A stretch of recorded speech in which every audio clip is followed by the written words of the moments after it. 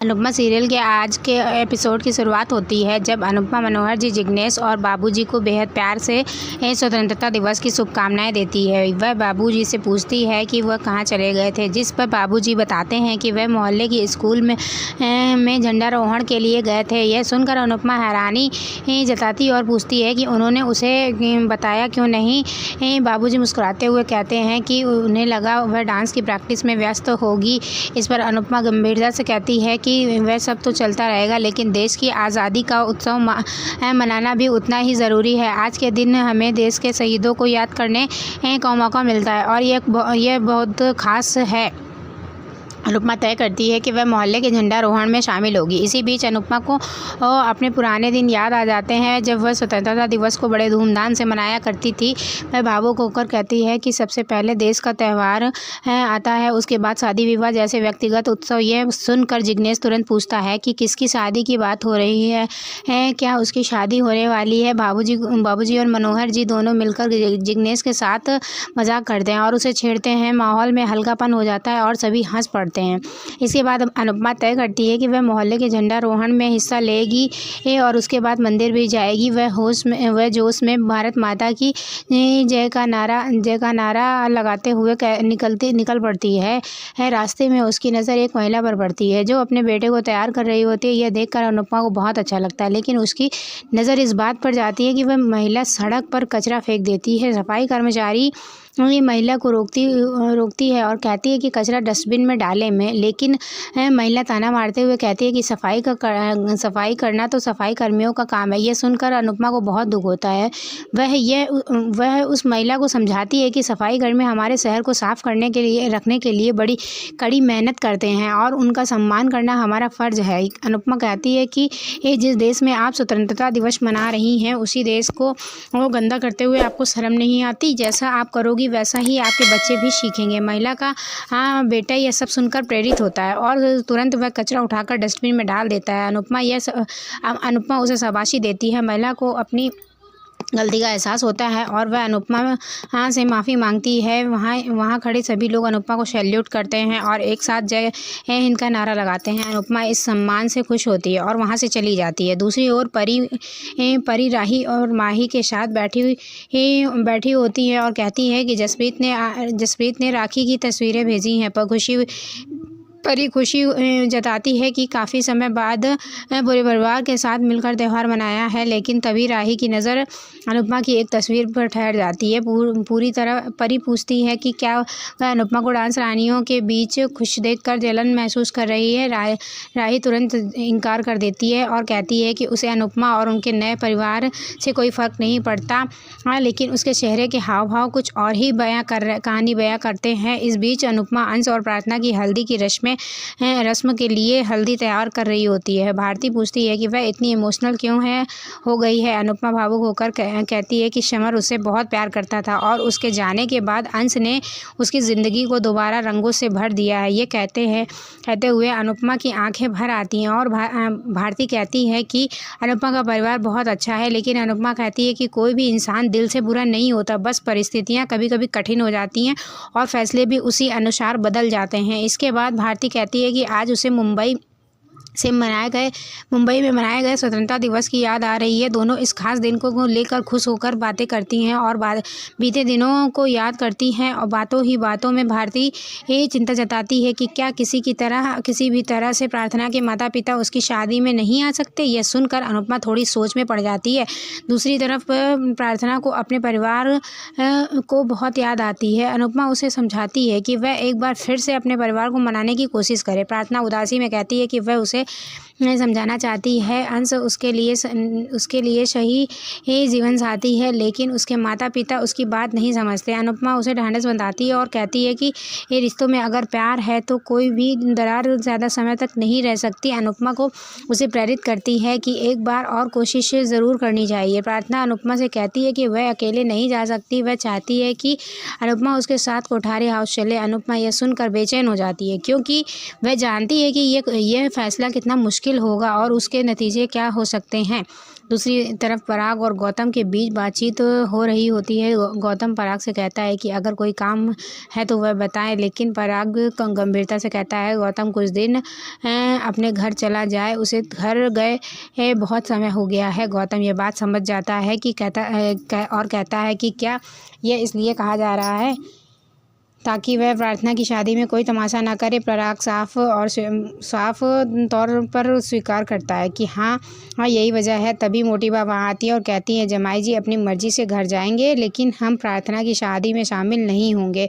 इन तमाम घटनाओं के बीच अनुपमा के जीवन में कई परतें खुलती हैं। वह जहाँ एक और समाज की जिम्मेदार नागरिक बनकर लोगों को सही राह दिखा आ रही है, वहीं दूसरी और एक माँ, एक सास, एक महिला के रूप में अपने संबंधों को मजबूती से थामे हुए है। स्वतंत्रता दिवस के इस खास मौके पर वह न सिर्फ अपने देश के प्रति समर्पण दिखाती है, बल्कि अपने आसपास के लोगों में भी बदलाव लाने की कोशिश करती है। उसका मानना है कि ये देश की आज़ादी सिर्फ झंडा फहराने या नारे लगाने से पूरी नहीं होती, बल्कि यह तब पूर्ण होती है जब हम नागरिक अपने कर्तव्य को समझें और उसे निभाएं।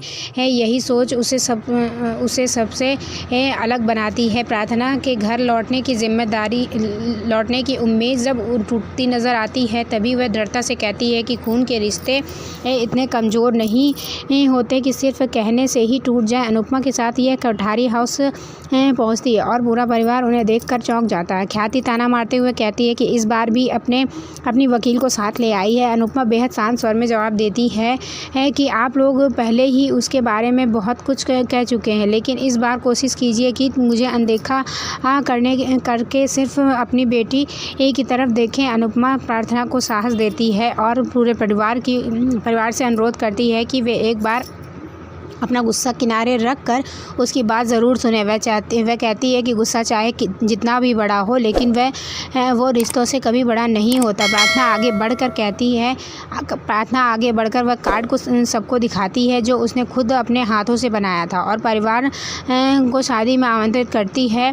पराग कार्ड देखकर भावुक हो जाता है, लेकिन चुप रहता है। प्रेम कार्ड को अपने हाथों में ले लेता है और यह देखकर लग रहा होता है कि कहीं न कहीं दिल में कुछ नरमी आ रही है।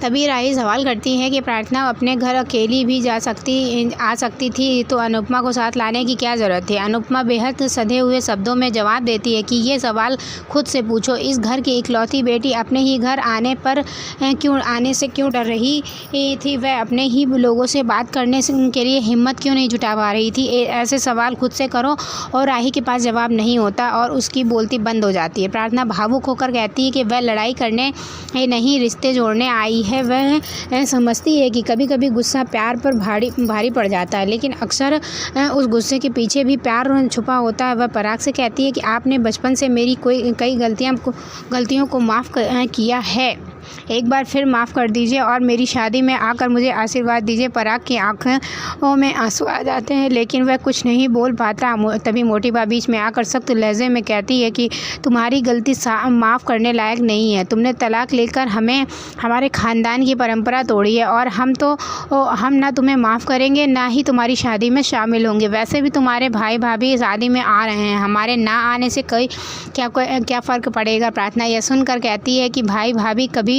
माँ बाप की तरह जगह नहीं ले सकते। वह पूछती है कि क्या माता पिता अपनी बेटी की खुशी में शामिल नहीं होने चाहेंगे, लेकिन ख्याति ठंडी आवाज़ में कहती है कि अब इन बातों का कोई फ़ायदा नहीं है। प्रार्थना ख्याति की तरफ देखती है और कहती है मैंने आपको अपनी सगी माँ से भी बढ़कर माना है। ख्याति चुपते हुए शब्द देती है कि अगर ऐसा होता तो तुम अपने दुख मुझे कहती, किसी बाहर वाले के पास नहीं जाती। प्रार्थना जवाब देती है कि उसने कोशिश की थी, लेकिन कोई उसे समझ नहीं पाया। अनुपमा बीच में बोलती है कि जब प्रार्थना शाह हाउस में रहने आई थी तब मैं वहाँ नहीं थी, इसलिए आप यह बिल्कुल मत समझिए कि वह आपको छोड़कर मेरे पास आई थी। प्रार्थना ख्याति से कहती है कि अगर आप मेरी परवाह करती तो मेरे पास आती और मुझे कहती कि चलो घर वापस, सब ठीक हो जाएगा, लेकिन कोई नहीं आया, सब उसे अकेला छोड़ चुके थे। यह सुनकर सभी सदस्य शर्मिंदा हो जाते हैं। अनुपमा फिर बोलती है कि प्रार्थना को पहली शादी में कोई सुख नहीं मिला, उस आदमी ने सबके सामने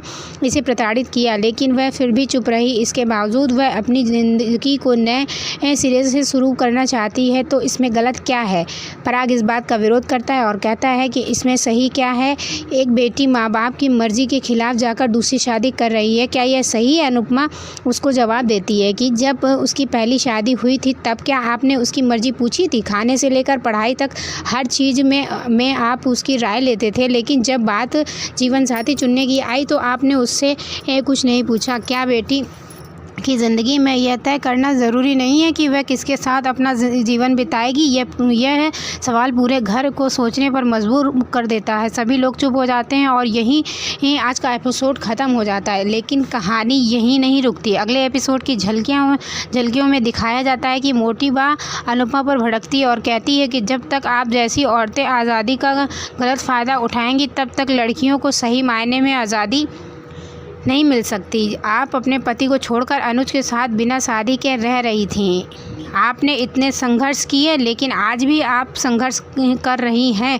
इससे क्या साबित होता है? अनुपमा बिना झुके जवाब देती है कि मैंने संघर्ष किया लेकिन कभी हार नहीं मानी। इसके बाद अनुपमा अनु की रसोई में जाती है और दरवाजे पर लगे बोर्ड को देखकर मुस्कुराती है। ये वह जगह है जिसे उसने अपने ख्वाबों से सजाया है और जहाँ वह न सिर्फ खाना बनाती है बल्कि अपने आत्मसम्मान को भी संभाल कर रखती है। एक छोटी सी रसोई उसके संघर्ष, उसके आत्मबल और उसकी मेहनत की पहचान है। एपिसोड का अंत भावात्मक रूप से गहराई लिए हुए होता है, जहां हर किरदार के दिल में कहीं न कहीं हलचल होती है। अनुपमा का व्यक्तित्व तो एक बार फिर दर्शकों को सोचने पर मजबूर करता है कि रिश्ते जब टूटने की कगार पर होते हैं तब उन्हें जोड़ने के लिए किसी मजबूत दिल और संवेदनशील सोच वाले इंसान की ज़रूरत होती है और अनुपमा वही कड़ी बनकर उभरी है।